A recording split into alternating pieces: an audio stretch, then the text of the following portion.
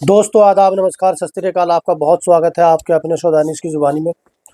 आज की कहानी है एक 100 करोड़ की फिरौती की, कि किस तरह अपराधी एक अमीर आदमी के लड़के को उठाते हैं और उसके बाद बड़े शातिर तरीके से अपनी इस किडनैपिंग को अंजाम देते हैं और पैसे वसूलते हैं। और उसके बाद वो शुरू में कैसे पुलिस को घुमाते हैं और उसके बाद पुलिस कड़ी दर कड़ी जोड़ती जोड़ती उन अपराधियों तक पहुँचती है।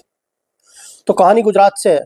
गुजरात में एक शहर है सूरत, और सूरत में एक फैमिली रहती है, हिंगोरा फैमिली। और जो उसके मुखिया है हनीफ हिंगोरा साहब है। काफ़ी बड़ी फैमिली है और काफ़ी मालदार आदमी है, एक रईस फैमिली है। और उनकी एक फैक्ट्री है दमन में। उनका बेटा है एक सुहेल हिंगोरा, और वो अपने घर से निकलता है अपनी फैक्ट्री के लिए। और जैसे ही वो अपनी फैक्ट्री के गेट पर पहुंचता है दमन में, तो वहाँ पर 4-5 गाड़ी में बैठे हुए कुछ अपराधी उसका इंतज़ार कर रहे होते हैं। और जैसे ही वो गाड़ी से उतरता है और वो 4-5 गाड़ी में से बहुत सारे आदमी निकलते हैं और उस पर टूट पड़ते हैं।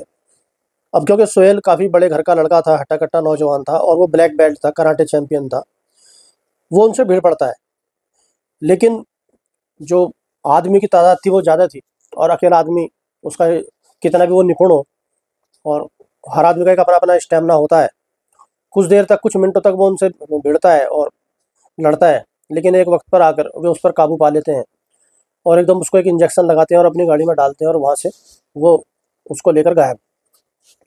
अब ये सारी चीज़ें उस फैक्ट्री के जो उसके वर्कर थे, वो सब देख रहे होते हैं, और वो फ़ौरन दमन से गुजरात के सूरत में हनीफ हिंगोरा को फ़ोन करते हैं और उनको बताते हैं कि आपके बेटे को कुछ लड़के आए थे, और 3-4 गाड़ी आई थी और उसमें बहुत सारे लड़के थे, उनकी लड़ाई हुई और वो उसको उठाकर ले गए। ये सुनकर हनीफ हिंगोरा के हाथ पैर फूल जाते हैं और वो फ़ौरन पुलिस स्टेशन जाते हैं और वहाँ पर जाकर एफआईआर लिखाते हैं और कहते हैं मेरे बेटे को वहाँ से किडनैप कर लिया गया है। अब पुलिस फ़ौरन एक्शन में आती है और सारे नाकों पर पूरी चेकिंग करती है, और हर तरीके से हर थाने के अंदर इस बात की इन्फॉर्मेशन दी जाती है, मुखबिरों को अलर्ट करा जाता है। लेकिन किडनैपरों का कुछ पता नहीं होता कि वो कहाँ गए। सिर्फ वहीं पर वो दिखते हैं दबन की फैक्ट्री में, इनकी हनीफ हिंगोरा साहब की, और उसके बाद उनका कभी कुछ पता नहीं चलता कि वो गए कहाँ। उनको ज़मीन खा गई या आसमान निकल गया, कुछ पता नहीं उनका। अब कई दिन गुजर जाते हैं, पुलिस अपनी अपने तरीके से अपनी की पूरी जांच पड़ताल करती रहती है। पूरा मोबाइल डाटा और सारी जो भी अपराधी हैं, जो किडनैपर हैं, जो जिन्होंने पहले फिरौती वगैरह वसूली है, उनको उठाया जाता है, उनसे पूछताछ करी जाती है, और जो जेल में है और सबसे मतलब पूछताछ करी जाती है, और पूरे तरीके से किसी भी तरीके से सोहेल ढिंगोरा के बारे में, उनके अपराधी के बारे में कुछ पता चले, लेकिन कहीं से कुछ पता नहीं चलता।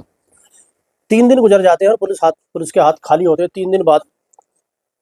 अब जैसे ही सोहेल हिंगोरा को उठाया जाता है, तो पुलिस जो हिंगोरा फैमिली के सारे फ़ोन सर्विलांस पे लगा देती है, सब में रिकॉर्डिंग शुरू कर देती है कि हो सकता है कोई फिरौती का फ़ोन वगैरह आए कुछ। तो 3 दिन बाद एक फ़ोन आता है और वो बताते हैं हनीफ हिंगोरा से कि आपका बेटा सोहेल हिंगोरा हमारे कब्जे में है, और जाहिर सी बात है हमने उसको किडनैप कर लिया गया है, और हमें 100 करोड़ रुपए दो और अपने बेटे को छुड़ा लो, और अगर तुमने पुलिस को बताया तो हम इसको जान से मार देंगे।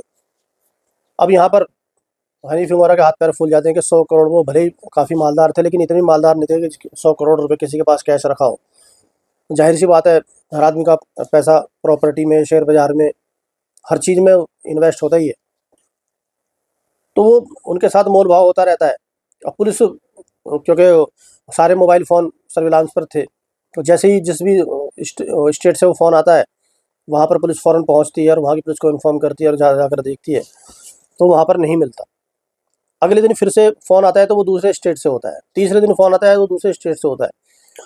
तो गुजरात, यूपी, उड़ीसा, बिहार, अलग-अलग स्टेटों से हर फ़ोन एक अलग स्टेट से आता था पुलिस को घुमाने के लिए, क्योंकि इससे ये पता चल रहा था कि इनका गैंग काफ़ी बड़ा है, और जितने भी अपराधी हैं इनकी संख्या भी बहुत ज़्यादा है, क्योंकि एक ही आदमी सारे स्टेटों में इतनी जल्दी नहीं घूम सकता। क्योंकि आज फ़ोन आ रहा है यूपी से, अगले दिन आ रहा है गुजरात से, तीसरे दिन आ रहा है बिहार से, कभी आ रहा है उड़ीसा से। तो 6-7 स्टेटों से अलग-अलग हनीफ हिंगोरा से बात हो रही थी, और किडनैपिंग की जो फिरौती के लिए उनसे मोल-भाव हो रहा था। तो हनीफ हिंगोरा साहब उनसे कहते हैं कि देखो, 100 करोड़ रुपए मेरे लिए बहुत बड़ी रकम है। अगर आपको जो भी बात मुझसे करनी है, वो इतने की बात करो जो मैं आपको दे सकूँ। जो ना दे सकूँ, उसकी बात करके कोई फ़ायदा है नहीं, और मुझे अपना बेटा छुड़ाना है। जो मेरी औकात है, जितने पास मेरे पैसे हैं, मैं इतने पैसे आपको दे दूँगा। तो बताते हैं जो रिकॉर्ड में है 9 से 25 करोड़ के बीच में उनसे डील होती है, और इन सारे फ़ोनों को बातचीत होते और इनकी बार्गेनिंग होते हुए अपराधियों की, किडनैपर की और जो हनी फिंगोरा की जो बातें हो रही थी, करीब 27-28 दिन गुजर जाते हैं। अब यहाँ पर एक फैमिली भी जवाब दे का जो धैर्य होता है वो भी जवाब दे देता है, क्योंकि एक समझदार आदमी को इतने दिन किडनैपर अपने पास जिंदा रखें एक बहुत बड़ी बात होती है। कोई अगर नादान बच्चा है तो उसको तो एक बार को रख लेते हैं, लेकिन एक जो समझदार है हर चीज़ को वो देख भी रहा होगा, तो यहाँ पर चांसेस ये हो जाते हैं कि किडनैपर इतने दिन में फिर उसको मार देते हैं। तो यहाँ पर जो हिंगोरा फैमिली तो उसके वैसे भी हाथ पैर फूले हुए थे, क्योंकि 27-28 दिन गुजर गए हैं और हमारे बेटे का अभी तक कुछ पता नहीं है, ना ही वो उससे बात करा रहे हैं, और वो पैसे की बार्गिंग उनसे हो रही है। 9 से 25 की उनके करोड़ के बीच में डील होती है, और उसके बाद भी उन्हें ये पता नहीं था कि हमारा बेटा हमें जिंदा वापस मिलेगा या नहीं मिलेगा। खैर, वक्त गुजरता रहता है, करीब 27-28 दिन जब गुजर जाते हैं तो 29 अक्टूबर 2013 को ये किडनैपिंग हुई थी, और 27 नवंबर 2013 को हनी फिंगोरा से कहा जाता है कि आप बिहार के पटना में आइए, और जो भी उनके बीच में, इसका कोई कंफर्म नहीं हुआ, 9 करोड़ से 25 करोड़ के बीच में जो भी रकम उनकी थी, वो उसको बैग में भरते हैं और अपने साथ बिहार के पटना में पहुंच जाते हैं। और जैसे ही वो पटना पहुंचते हैं उनको फिर से दोबारा फ़ोन आता है कि आप छपरा आ जाइए। अब वहाँ से वो छपरा पहुँचते हैं, और छपरा जाकर उनसे वो पैसे ले लिए जाते हैं और उनको बताया जाता है कि आप वापस पटना जाइए, वहाँ पे गंगा सेतु है, उसके नीचे आपका बेटा बेहोश पड़ा हुआ आपको मिल जाएगा। अब क्योंकि पुलिस सिविल वर्दी में साथ थी, और अपराधी को ये पता था कि पुलिस हमारी सारे फ़ोन सुन रही है, और इसने पुलिस को भी फ़ोन करा हुआ है, क्योंकि जो खबरें आ रही थी वहाँ के अखबारों में वो सारी पढ़ रहे थे, वो देख रहे थे। लेकिन उसके बाद भी वो इतने सतर्क थे कि किसी भी तरीके से अपनी किडनैपिंग को ड्रॉप नहीं करना चाहते थे, और ना ही सोहेल को छोड़ रहे थे, ना ही उसको मार रहे थे। नहीं तो आदमी घबरा जाता है, सोचता है कि अब उनको ये भी पता था कि मामला सीआईडी के अंडर में चला गया है, और क्योंकि जैसे ही आदमी को ये पता लगता है, अपराधी को ये पता लगता है कि इसने पुलिस को बता दिया है, तो यहाँ पर वो या तो उसको छोड़ देगा या मार देगा या कुछ भी करे, ऐसा करेगा। लेकिन उनको ये भी पता है कि हमारे सारे फ़ोन रिकॉर्ड हो रहे हैं, पुलिस सारे फ़ोन सुन रही है, और हमारी सारी बातें भी वो सुन रही है, सारी चीज़ें उनको पता है, और सीआईडी के हाथ में एक केस चला गया है। उसके बाद भी वो अपने काम को कंटिन्यू करे रखे हुए हैं। अब जैसे ही वो पैसे देते हैं उनको बताया जाता है कि अब आप वापस पटना जाइए। अब क्योंकि पटना में और छपरा में काफ़ी डिस्टेंस है, तो उनको लगता है कि अब पुलिस भी क्या करे, उसमें पुलिस के भी करने के लिए कुछ था नहीं, क्योंकि वो वहाँ पर है और बेटा उनका वहाँ है, और अगर इनको यहाँ पे अगर वो पुलिस पकड़ती भी है तो वो पटना में गंगा सेतु के नीचे उसको मार देंगे। तो खैर पुलिस वहाँ पे उनको सबको जाने देती है, और वो वापस जो हनी फिंगोरा है वो पटना आते हैं, और गंगा सेतु के नीचे उनको सुहेल हिंगोरा मिल जाता है। और वो बहुत अपना ऊपर वाले का शुक्र अदा करते हैं, अपने बेटे को उठाते हैं और एम्बुलेंस में उसको हॉस्पिटल ले जाया जाता है, और उसके बॉडी का पूरा चेकअप होता है, क्योंकि 27 दिन वो मौत के साए में था, और उसके साथ क्या गुजरी, उन्होंने क्या ड्रग्स उसको दिया, क्या नशा दिया, और किस तरीके से रखा, हर चीज़ के लिए एक खतरा ही था कि हो सकता है कोई उसका पार्ट्स या कोई उसके अंदर की बॉडी का कोई अंग उसका ख़राब ना हो गया। तो खैर उसके सारी चेकिंग होती है, और उसके बाद उसको वापस गुजरात के सूरत लाया जाता है। अब वो फैमिली में था अपनी, पुलिस इंतज़ार करती है उसके बिल्कुल सही होने का, क्योंकि कोई भी नशीली अगर चीज़ है तो जो उसका नशा है वो नॉर्मल आदमी को कई दिन में उतरता है, जो नशा कंटिन्यू करने वाला हो उसके लिए तो वो कुछ घंटों की बात होती है, और उसके लिए कोई इतनी बड़ी बात वो होती नहीं है। तो जैसे ही सोहेल अपने ठीक ठाक पोजीशन में आता है तो गुजरात की पुलिस उसके पास जाती है, सूरत की, और उससे बात करती है कि तुम्हारे साथ हुआ क्या था। तो सोहेल इंगोरा बताता है कि मैं अपनी फैक्ट्री गया था, और जैसे मैं गेट पर पहुंचा तो वहाँ पे मेरे साथ बहुत सारे आदमी लड़ने के लिए आ गए, और मैंने काफ़ी देर तक उनसे मुकाबला करा, लेकिन अचानक मुझे 2-3 लड़कों ने पकड़ा, और पीछे से किसी ने मुझे इंजेक्शन लगा दी, जिससे मैं बेहोश हो गया। उसके बाद मैं गाड़ी में था और लगातार ट्रेवल मैं कर रहा था, गाड़ी लगातार चल रही थी, और जैसे ही मुझे होश आता और मैं फिर बैठता हूँ, फिर से मुझे इंजेक्शन लगा देते हैं, और कुछ देर बाद फिर मुझे होश आता है, फिर मैं बैठता, फिर वो मुझे इंजेक्शन लगाते हैं। मेरी समझ में ये आ गया था कि हर बार मुझे इंजेक्शन ऐसे लगाते ही रहेंगे, तो फिर मुझे जब भी होश भी आ भी गया तो भी मैं बैठा नहीं, और मैं इस तरीके से एक्टिंग करता रहा कि मैं बेहोश हूँ, और मैं उनकी ये जानने की कोशिश करता रहा कि क्या बात कर रहे हैं आपस में, और इनके नाम कुछ पता चल जाए, लेकिन उन्होंने कोई नाम लेकर वो कुछ बात ही नहीं करते थे। उसके बाद उन्होंने मुझे एक मकान में रखा, और एक आध दिन बाद फिर दूसरे मकान में ले गए, फिर 1-2 दिन बाद फिर दूसरे मकान में ले गए। तो फिर एक मकान में उन्होंने मुझे शुरू से एंड तक, मैं वहीं पर 20-25 दिन में एक ही मकान में रहा। उसमें कोई शादी थी, और वहाँ पर कुछ रंगाई पुताई का भी काम चल रहा था। तो जो अपराधी था उसने उसको कमरे के अंदर बंद करके रखा हुआ था। अब जैसे ही उसके अंदर मकान के अंदर कोई शादी होने वाली थी, तो वो फिर सोहेल हिंगोरा से बोलता है तुम यहाँ पे झाड़ू मारो और ये सारे बेड वगैरह फर्नीचर बाहर रखवाओ और पुताई करवाओ। मतलब वो एक अरबपति आदमी से वो झाड़ू भी लगवा रहा है और दीवारों पे पुताई करवा रहा है, पेंट करा रहा है, फर्नीचर बाहर रखवा रहा है, अंदर रखवा रहा है और उसको कहीं बाहर भी नहीं जाने दे रहा। और वो सोहेल बहुत दिमाग लगाता है देखने का कि मैं कौन से शहर में हूँ, कौन से स्टेट में हूँ। अब उसको ये कुछ भी पता नहीं चल रहा है। तो अब वो बस एक ही कमरे के अंदर पड़ा हुआ है और वो वहाँ पे जब बोरियत होती है तो उनको लगता है कि अगर ये ऐसे ही रहेगा तो कहीं ये पागल वागल ना हो जाए। तो वो सोचते हैं कि अगर हम इसको कोई मोबाइल देंगे तो ये किसी को फ़ोन कर सकता है, पढ़ा लिखा लड़का है। तो फैसला करते हैं उसके कमरे में एक एलईडी टीवी लगा देते हैं कि अब तो इस पे फ़िल्म देखता रहे। अब क्योंकि शादी थी तो उनको सबको बारात भी लेकर जानी थी, तो 2-4 लड़के उसके पास छोड़े जाते हैं। बाहर से कमरे में ताला रहता है। कमरे की जो खिड़कियाँ हैं बिल्कुल ब्लॉक कर दी जाती हैं, जो वो बाहर देख ही ना सके। और बाहर से ताला होता है और बाहर गार्ड भी बैठे हैं एक तरीके से उसके, जो वो बाथरूम जाता है तो उनकी इजाज़त से जाता है। तो वो अंदर वो टीवी देखता रहता है बैठा हुआ बस। उसके बाद उसको बस इतना ही याद होता है कि उन्होंने फिर मुझे कब आपके पास फेंका है और कब जो भी मैं ट्रैवल्स करता था तो मेरी आँखों पे पट्टी होती थी और मुझे इंजेक्शन लगा कर ही यहाँ पर जो गंगा सेतु है पटना का, वहाँ पर भी मुझे पता नहीं वो कैसे मुझे लेकर आए और मुझे कैसे उन्होंने वहाँ पर डाला। अब पुलिस उन वहाँ से ये पूछताछ करके सुहेल से चली जाती है। उसके बाद फिर 1-2 दिन बाद आती है और पुलिस का बस एक ही उस पर ये दबाव होता है कि तुम खूब ध्यान से सोचो, कोई भी ऐसी छोटी से छोटी कोई ऐसी बात हो जो हमारे काम आ सके और हम अपराधी को, किडनैपर को पकड़ सकें। तुम छोटी से छोटी बात सोचो और दिमाग पर जोर दो और हमें बताओ। तो जो भी उसको याद आता रहता है वो बताता रहता है। फिर पुलिस चली जाती है, फिर कुछ दिन बाद आती है, फिर पूछती है, क्योंकि सारी चीज़ें आदमी के याद नहीं रहती और वो तो वैसे भी किसी ड्रग्स के नशे में था जो इंजेक्शन उसको लगाए जा रहे थे। तो इस बात का पुलिस को भी पता था, तो टाइम दे देकर उससे पुलिस पूछ रही है। तो एक दिन पुलिस उसके पास आती है और वो फिर ये उसका यही सवाल होता है, कोई ऐसी बात बताओ जिससे हम उनके ड्राइवर को पकड़ सकें। तो वो बताता है कि जब उनके यहाँ शादी थी और मुझसे वो पुताई करवा रहे थे, मुझसे झाड़ू लगवा रहे थे, फर्नीचर अंदर बाहर रखवा रहे थे, और जब वो शादी को चले जाते हैं तो मैं अंदर बैठा-बैठा बहुत बोर होता था, तो उन्होंने मेरे लिए एक टीवी लगा दिया था।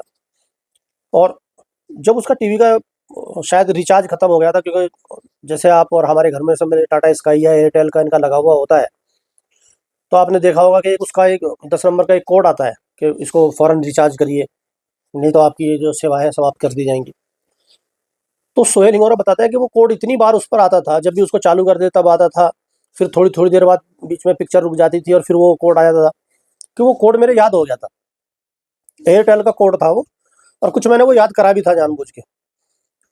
अब पुलिस यहाँ पर एकदम एक पुलिस को क्लू मिलता है और पुलिस उसको कोड को फ़ौरन लिखती है और उसके बाद एयरटेल जो डिश टीवी है उससे संपर्क करा जाता है और उससे पूछा जाता है ये कोड कहाँ का है? तो वहाँ से पता चलता है कि बिहार के छपरा का है। अब पुलिस फ़ौरन वहाँ छपरा पहुँचती है और वहाँ पर जाकर अ, जो छपरा का इलाका है वहाँ पर एयरटेल के उससे पूछा जाता है कि एग्ज़ैक्ट कहाँ की लोकेशन है। अब पुलिस को इतना पता था कि उस घर में शादी भी हुई है और उसमें पेंट भी हुआ हुआ है, क्योंकि सोहेल ने ये भी बता रखा था। तो अब एक घर में जाकर पता लगता है कि एक मकान होता है सब इंस्पेक्टर नागमणि का, जो झारखंड में पोस्टेड थे। उनके घर पर ये डिश लगा हुआ होता है। अब पुलिस वहाँ पर जाती है, अंदर जाकर देखती है तो वहाँ पर रंग पेंट हुआ हुआ है और ये भी पता चलता था कि शादी हुई है। तो उनका जो नागमणि सब इंस्पेक्टर थे, उनका बेटा था रंजीत सिंह।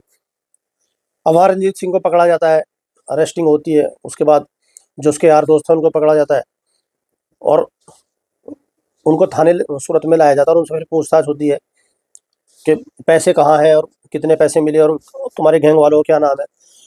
तो करीब इसमें जो बताया जाता है, जो 9 से 25 करोड़ रुपए उनको दिए गए थे। 27 दिन बाद ये किडनैपिंग खुली थी और अब ये पैसे सबसे बरामद करे जाते हैं। सबने अपने-अपने अकाउंट में डाल दिए थे। करीब 50 आदमी इस गैंग में थे, जो हर स्टेट में अलग-अलग थे। तो जो अपराधी होता है रंजीत सिंह, ये बताता है कि जो हमें जानकारी दी थी कि हिंगोरा फैमिली के पास इतना पैसा होगा, वो आदमी अलग था। फिर जिन्होंने वो गाड़ी बुक कराई थी वो आदमी अलग था। जिन लोगों ने उठाया था उसको, जो दमन की उसकी फैक्ट्री थी, वो आदमी अलग थे। फिर उसको कहाँ पर हम लेकर आए हैं, उस गाड़ी को किसने बुक कराया, वो आदमी अलग था। जिन-जिन ने फ़ोन करे थे वो सब आदमी अलग-अलग थे और किसी को पता नहीं था कि कौन कहाँ से फ़ोन कर रहा है। तो एक आदमी से सिर्फ़ एक ही काम वहाँ पर कराया गया था। और इस तरीके से उसको बिहार के छपरा में लड़के को ले जाया जाता है और वहाँ पर उसको बंद कराया जाता है और एक अरबपति से सारे काम ये रंजीत सिंह कराता है। और उसके बाद एक जितने भी 50वें आदमी होते हैं, सब में पैसे बढ़ चुके होते हैं, सबके अकाउंट सीज कराए जाते हैं। उनमें से एक लड़का ऐसा था जो बिहार से फ्लाइट से दिल्ली आता है और दिल्ली से एक पुजारो गाड़ी खरीदता है नई, और नई गाड़ी पुजारो लेकर फिर वो वापस बाय रोड पुजारो से गाँव बिहार जाता है। तो सारे पैसे बरामद करे जाते हैं, क्योंकि अब इसके अंदर एक थोड़ी कन्फ्यूजन ये थी कि 9 करोड़ से 25 करोड़ रुपए थे, जो अभी जो रिकॉर्ड में तो इसकी कोई पक्की फिगर नहीं है कितनी थी। स्टार्टिंग हुई थी 100 करोड़ से और 9 से 25 करोड़ रुपए हनी फिंगरा जी ने उनको दिए थे। उसमें से वो कुछ बरामद किए जाते हैं, फिर गिरफ्तारियाँ होती हैं और इस तरीके से ये एक बेहद सनसनीखेज मामला सिर्फ एक एयरटेल के जो 10 डिजिट का नंबर होता है डिश टीवी का, उसकी वजह से ये सारा केस खुला। क्योंकि मैं भी ये बार बार कहता हूँ और हमसे ये बात सुनते भी हैं कि जो पुलिस ऑफिसर होते हैं, इनके लिए जो क्राइम सीन है, अगर उसको कोई और भी हम और आप देखेंगे तो हमें उसमें इतना कुछ नहीं दिखाई देगा, लेकिन उसी क्राइम सीन को अगर पुलिस वाला देखेगा तो उसको बहुत सारी चीज़ें उसमें दिखाई देंगी। और उसी क्राइम सीन को जब जो फॉरेंसिक टीम वाले देखेंगे तो उनको और भी ज़्यादा चीज़ें दिखाई देंगी। तो एक जरा सा क्लू, क्योंकि उन्होंने पूरा ध्यान रखा, उसको रास्ते में बेहोश रखा, उसकी आंखों में पट्टी बांध के रखी, वो किसी स्टेट में था, कहाँ था, कोई जानकारी उस लड़के को नहीं देने दी उन्होंने, ना ही आपस में फ़ोन नाम लेकर बात करी और ना ही अपनी सही लैंग्वेज में बात करी।